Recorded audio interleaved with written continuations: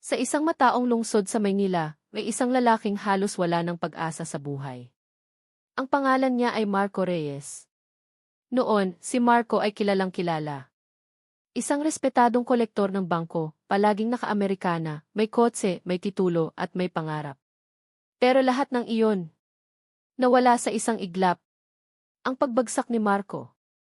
Isang maling desisyon lang ang ginawa niya. Nagtiwala siya sa maling tao. Pumasok siya sa isang investment na akala niya ay ligtas. Pero iyon pala ay panloloko. Sa loob ng 6 na buwan, naubos ang ipon niya. Nawala ang trabaho niya. Lumobo ang utang niya. Iniwan siya ng mga kaibigan. At pati ang sariling pamilya na pagod na sa kanya. Isang gabi, umuulan ng malakas. Nakaupo si Marco sa isang lumang waiting shed sa gilid ng kalsada. Basang-basa. Pagod. Gutom. At walang direksyon ang buhay. Ang matandang hindi niya nakilala. Habang nakaupo siya roon, may isang matandang lalaki ang lumapit. Payat. Kupas ang damit. May dalang maliit na kariton na puno ng takure. Baso. Lumang thermos. Nagtitinda ng tsaa. Tahimik lang ang matanda. Hindi mapilit. Umiti lang siya kay Marco. Anak, mainit-init pa ang tsaa. Baka gusto mo. Walang barya si Marco. At halata iyon sa itsura niya. Wala po akong pera, mahina niyang sagot. Umiti ang matanda. Hindi kita binibentahan. Inaalok kita. Isang baso ng tsaa, isang simula. Inabot ng matanda ang isang baso ng mainit na tsaa. Simple lang. Walang asukal. Walang gatas. Pero sa sandaling uminom si Marco, parang may bumalik na init sa katawan niya. Hindi lang sa katawan, kundi sa puso. Salamat po, sabi ni Marco. Umupo ang matanda sa tabi niya. Anong pangalan mo, anak? Tanong ng matanda. Marco po. Ako si Mang Isko. Ang kwento ng dalawang nawalan. Hindi nagtagal, nagkwentuhan sila. Hindi nagtatanong si Mang Isko ng diretsyo. Pero ramdam ni Marco na ligtas siyang magsalita. Ikinwento niya. Ang pagbagsak niya. Ang mga utang. Ang kahihiyan. Ang takot. Hindi siya hinusgahan ng matanda. Hindi siya pinagsabihan. Tahimik lang itong nakikinig. Pagkatapos, si Mang Isko naman ang nagsalita. Alam mo, anak, minsan din akong mayaman. Nagulat si Marco. May negosyo ako noon. Malaki. Marami akong tauhan. Pero dumating ang isang sunog.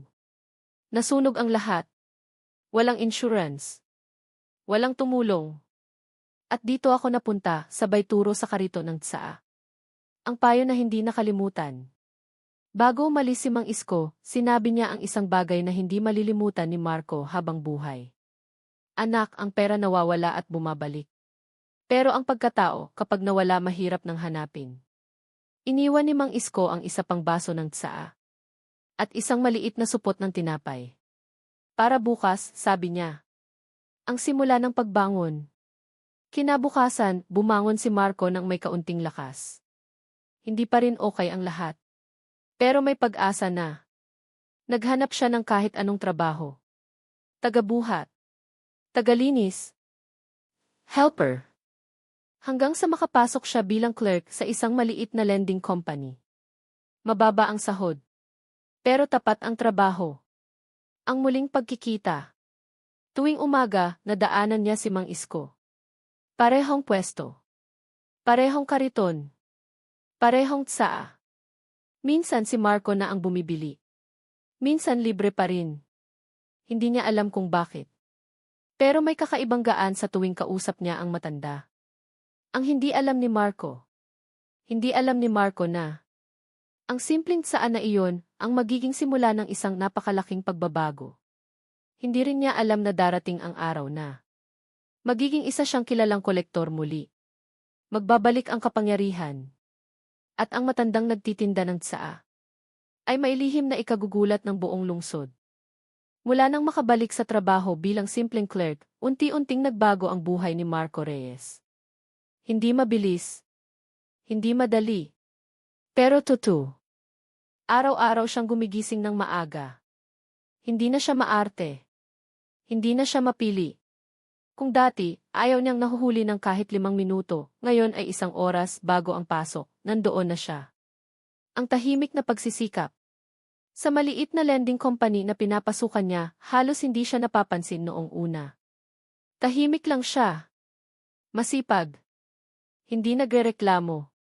Kapag may kulang na papeles. Si Marco ang naghahabol. Kapag may kliyenteng galit. Si Marco ang nakikinig. Kapag may trabahong ayaw gawin ng iba. Si Marco ang kusang gumagawa. Ang alaala ng tsaa. Tuwing umaga bago pumasok, dumadaan muna siya kay Mang Isko. Pareho pa rin ang eksena. Lumang kariton. Umaalungaw na tunog ng takure. Amoy ng mainit na tsaa. Magandang umaga, anak, palaging bati ng matanda. At sayo rin po, Mang Isko, sagot ni Marco. Hindi nila kailangang mag-usap ng mahaba. Minsan, sapat na ang katahimikan. Ang unang pagsubok. Isang araw, may dumating na problematikong account sa opisina. Isang negosyanteng matigas ang ulo. Malaki ang utang. Ayaw magbayad. Takot ang mga empleyado. Walang gustong humawak. Napansin iyon ng manager. Marco, tawag niya. Kaya mo bang subukan? Kinabahan si Marco. Matagal na mula nang huli siyang humarap sa ganitong kaso. Pero naalala niya ang sinabi ni Mang Isko. Ang pera nawawala at bumabalik. Pero ang pagkatao huwag mong bibitawan. Tumango siya. Opo, susubukan ko po. Ang paraang naiiba. Hindi nagbanta si Marco. Hindi siya nagtaas ng boses. Nakinig muna siya. Pinakinggan niya ang kwento ng negosyante. Nalugi. May sakit ang anak. Sabay-sabay ang problema. Sa halip na takutin, umunawa siya. Nagkasundo sila sa hati-hating bayad. Mas mahabang palugit. Sa unang pagkakataon, nagbayad ang kliyente. Ang unang papuri. Nagulat ang buong opisina. Paano mo nagawa? Tanong ng manager. Ngumiti lang si Marco. Pinakinggan ko lang po. Mula noon, unti-unti siyang binibigyan ng mas mabibigat na account. At isa-isa. Naayos niya ang mga iyon. Ang lihim na pagtuturo. Hindi alam ni Marco na sa tuwing umuwi siya at nagkukwento kay Mang Isko. May natututunan siya. Anak, minsang sabi ng matanda. Ang tao, kapag nirerespeto mo, kusa kang babayaran, pera man o kabutihan. Hindi lecture. Hindi sermon. Simpleng kwento lang mula sa isang matandang nagtinda ng tsaa. Ang muling pagkilala. Makalipas ang 6 na buwan, napansin na si Marco. Hindi na siya clerk lang. Ginawa siyang junior collector. Mas mataas na sahod. Mas maraming responsibilidad. At sa unang pagkakataon matapos ang mahabang panahon. Nakabayad siya ng parte ng utang niya. Ang pagbabago sa sarili. Hindi na siya bumibili ng mamahaling gamit. Hindi na siya nagyayabang. Mas madalas na siyang tumutulong. Nagpapasensya. Nakikinig. At lahat ng iyon. Tila ba'y natutunan niya sa isang matandang may karito ng tsaa. Ang hindi inaasahang tanong. Isang gabi, habang nagsasara si Mang Isko ng kariton, bigla niyang tinanong si Marco. Anak, kung bigyan ka ulit ng pagkakataon na maging malaki. Ano ang gagawin mo?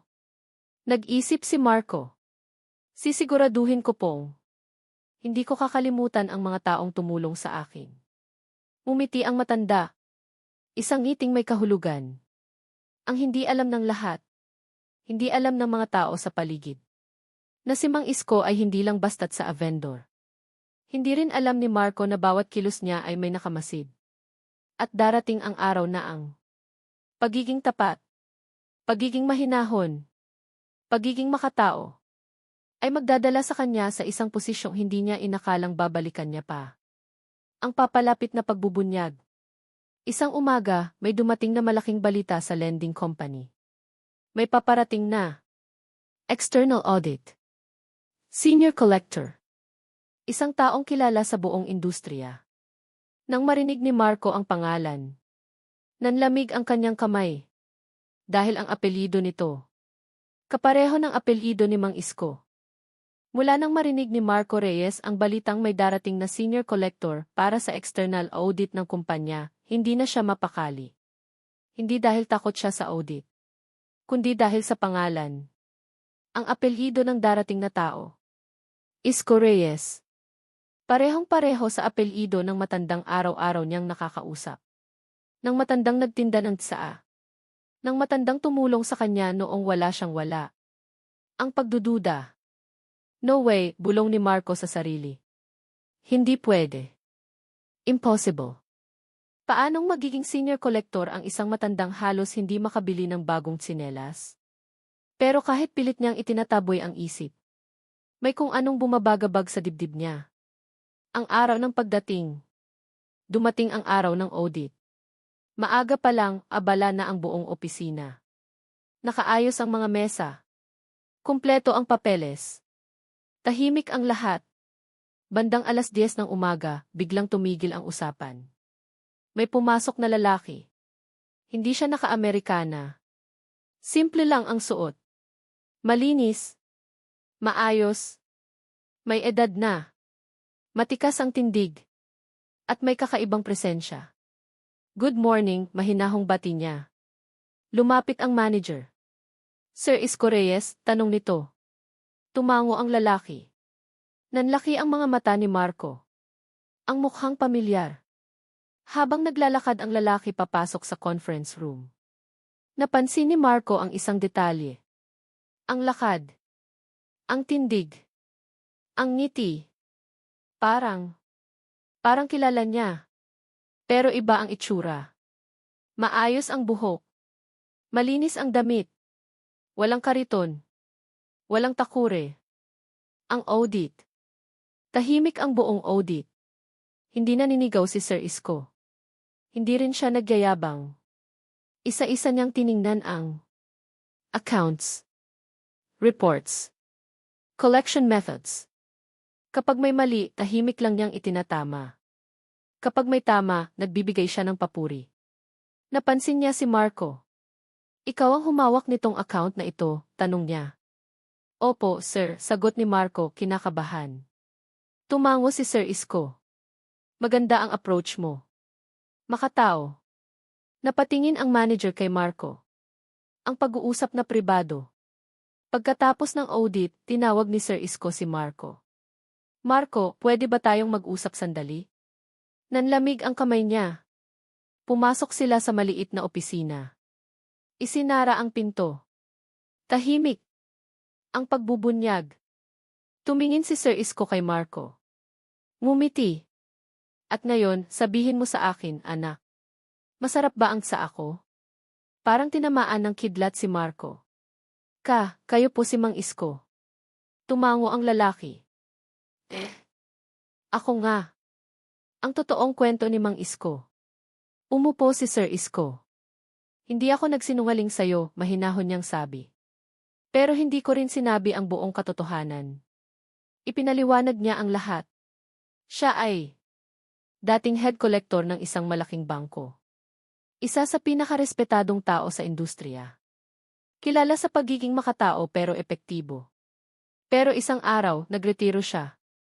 Hindi dahil mayaman na siya, kundi dahil napagod siya sa sistemang walang puso. Ang bakit ng tsaa?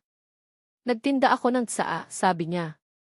Hindi dahil kailangan ko ng pera, kundi dahil gusto kong makita ang totoong mukha ng mga tao. Araw-araw nakikita niya. Ang mayabang. Ang mabait. Ang mapanghusga. Ang marunong makinig. At ikaw, Marco. Ikaw ang isa sa ilang tumingin sa akin bilang tao. Ang pagsubok. Hindi pala aksidente ang lahat. Sinadya ni Sir Isko na. Araw-araw na roon. Makinig sa kwento ni Marco. Obserbahan ang pagbabago niya. Gusto kong makita kung ang kabutihan mo ay totoo. O dahil lang may pakinabang. Ang pag-amin ni Marco. Hindi na napigilan ni Marco ang luha. Kung hindi po dahil sa inyo, baka wala na po ako ngayon. Tumango si Sir Isko. Hindi ako ang tumulong sa'yo, anak. Tinulungan mo ang sarili mo. Ang alok. Tumayo si Sir Isko. Marco, may alok ako sa'yo. Nanlaki ang mata ni Marco. Gusto kitang irekomenda bilang senior field collector sa bagong proyekto. Mas mataas na sahod. Mas malaking responsibilidad. Pero may kondisyon. Ang kondisyon. Huwag kang magbabago, seryosong sabi ni Sir Isko. Kapag naging malupit ka, ako mismo ang unang tatanggal sa'yo. Tumango si Marco. Opo. Pangako po. Ang lihim na hindi pa tapos. Bago lumabas ng opisina, huminto si Sir Isko. May isa ka pang dapat malaman, sabi niya. Hindi pa tapos ang pagsubok. May paparating na kaso. Isang koleksyong. Malaki. Delikado. At may kinalaman sa nakaraan ni Marco. At sa kasong iyon, malalaman kung karapat-dapat ba talaga siya. Hindi na nakatulog ng maayos si Marco Reyes noong gabing iyon. Paulit-ulit sa isip niya ang mga sinabi ni Sir Isko. Hindi pa tapos ang pagsubok. Alam ni Marco na sa mundo ng koleksyon. Kapag sinabi ang salitang pagsubok, hindi iyon biro. Ang kaso na ayaw niyang harapin. Kinabukasan, tinawag siya ng manager. Marco, may bagong account na ibibigay sa iyo, sabi nito. Inabot ang folder. Pagbukas niya pa lang, nanlambot ang kanyang tuhod. Ang pangalan ng debtor. Rafael Cruz. Ang multong nakaraan.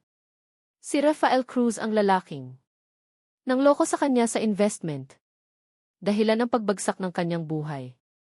Dahilan ng kanyang mga utang. Dahilan ng hiya at sakit na dinanas niya. Malaki ang utang ni Rafael. Isa sa pinakamalaki sa listahan. At ngayon, si Marco ang haharap sa kanya. Ang babala ni Sir Isko. Bago pa man makapagsalita si Marco, pumasok si Sir Isko sa opisina. Tiningnan niya ang folder sa kamay ni Marco. Alam mo na, sabi niya. Tumango si Marco. Hindi kita pipilitin, dagdag ni Sir Isko. Pero tandaan mo dito makikita kung sino ka talaga. Ang digmaan sa loob. Buong araw, nag-aaway ang isip at puso ni Marco. Isang bahagi niya ang nagsasabing, singilin mo. Gantihan mo. Pero may isa pang boses. Ang boses ng matandang nagtitinda ng tsaa. Respeto muna bago pera. Ang pagharap. Kinabukasan, pumunta si Marco sa address ni Rafael. Malaking bahay. Pero halatang napabayaan. Tahimik. Parang walang buhay. Kumatok siya. Matagal bago may magbukas. Pagbukas ng pinto. Nagulat sila pareho. Ang pagkawasak ni Rafael. Hindi na ang dating mayabang na negosyante ang nakita ni Marco. Payat. Gusot ang damit. May eyebags. Marco, gulat na sabi ni Rafael. Mahinahong sagot niya. Ang katotohanan. Sa halip na galit. Umupo si Marco at nakinig. Ikinwento ni Rafael ang lahat. Nalugi ang negosyo. Iniwan ang mga kasosyo. Nabaon sa utang. May sakit ang asawa. Alam kong mali ang ginawa ko sa'yo, umiiyak na sabi ni Rafael. Araw-araw kong pinagsisihan. Ang sandaling desisyon. Tahimik si Marco. Ito na ang sandali. Ito na ang kapangyarihan. Maaari niyang idiin si Rafael. Ipahiya. Ipabayad ang lahat. Pero bigla niyang naalala. Ang baso ng tsaa. Ang tinapay. Ang kabutihang walang kapalit. Ang hindi inasahang hakbang. Rafael, sabi ni Marco. Hindi ko kakalimutan ang ginawa mo. Napayuko ang lalaki. Pero hindi rin ako magiging katulad mo noon. Nagulat si Rafael. Ang makataong koleksyon. Imbes na pilitin. Gumawa si Marco ng plano. Bahagyang bayad muna. Mahabang panahon. Walang pananakot. Hindi ito para sa'yo lang, sabi ni Marco. Para ito sa konsensya ko. Ang tahimik na pagsubok ni Sir Isko. Hindi alam ni Marco. Pinagmamasdan ni Sir Isko ang lahat. May mga tauhan siyang nagmamasid. May mga ulat. At sa bawat hakbang ni Marco, Tumitibay ang kanyang desisyon. Ang bunga ng kabutihan. Pagkalipas ng ilang linggo, unti-unting nagbayad si Rafael. Naging tapat. Hindi na nagtago. At ang account na akala ay imposible. Naayos. Ang pagharap sa katotohanan. Tinawag muli ni Sir Isko si Marco. Alam mo ba, sabi niya. Mas madali sanang gipitin mo siya. Tumango si Marco. Pero pinili mong maging tao, dagdag ni Sir Isko. Ang huling tanong. Tumingin si Sir Isko sa kanya. Handa ka na bang malaman kung bakit talaga ako nagtinda ng tsaa? Huminga ng malalim si Marco. Opo. Umiti ang matanda. Sa susunod malalaman mo ang lahat. Tahimik ang opisina noong araw na iyon. Ilang minuto pa lang ang nakalipas mula nang sabihin ni Sir Isko kay Marco Reyes. Handa ka na bang malaman kung bakit talaga ako nagtinda ng tsaa? Tumango si Marco. Ramdam niya. Ito na ang dulo ng lahat ng tanong. Ang tunay na dahilan. Umupo si Sir Isko sa tapat ni Marco. Maraming taon akong naging kolektor, panimula niya. Magaling ako. Epektibo. Pero habang tumatagal may nawawala. Tumingin siya sa bintana. Nawala ang puso ng trabaho. Ikinuwento niya na sa industriya. Puro pananakot. Puro kota. Puro pera. At nalimutan na ang tao, dagdag niya. Ang eksperimentong walang alam ang lahat. Kaya nagdesisyon akong gumawa ng isang eksperimento, sabi ni Sir Isko. Isang personal na eksperimento. Nagbihis siya bilang isang simpleng matanda. Isang tsaa vendor. Isang taong madaling husgahan. At gusto kong makita kung sino pa ang marunong rumispeto. Kahit wala silang mapapala. Ang pagpili kay Marco. Hindi raw si Marco ang una. Marami raw siyang nakitang. Tinaboy siya. Minura. Pinagtawanan. Nilate. Pero ikaw, sabi ni Sir Isko. Kahit wala ka ng pera. May respeto ka pa rin. Ang huling pagsusulit. Ang kaso ni Rafael Cruz ang huling pagsubok. Kung gumanti ka, sabi ni Sir Isko. Dito sana nagtatapos ang lahat. Pero pinili mong maging tao. Ang desisyong hindi inaasahan. Tumayo si Sir Isko. Marco Reyes, seryoso niyang sabi. Simula ngayon ni. Huminga si Marco. Ikaw na ang Head of Human-Centered Collections sa bagong departamento. Nanlaki ang mata ni Marco. Hindi lang promotion. Hindi lang sahod. Isang bagong sistema. Ang bagong simula. Sa bagong departamento. Walang pananakot. Walang panghahamak. May pakikipag-usap. May dignidad. At si Marco ang naging mukha nito. Maraming nagsabi.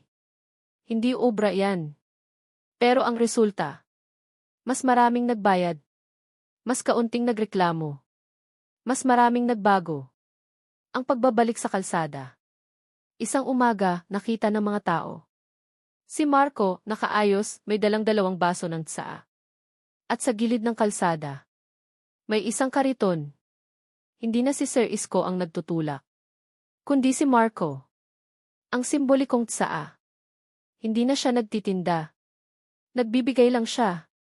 Sa mga pagod. Nabaon sa utang. Nawala ng pag-asa. Katulad ng dati niyang sarili. Ang huling mensahe ni Sir Isko. Isang araw, tuluyang nagretiro si Sir Isko.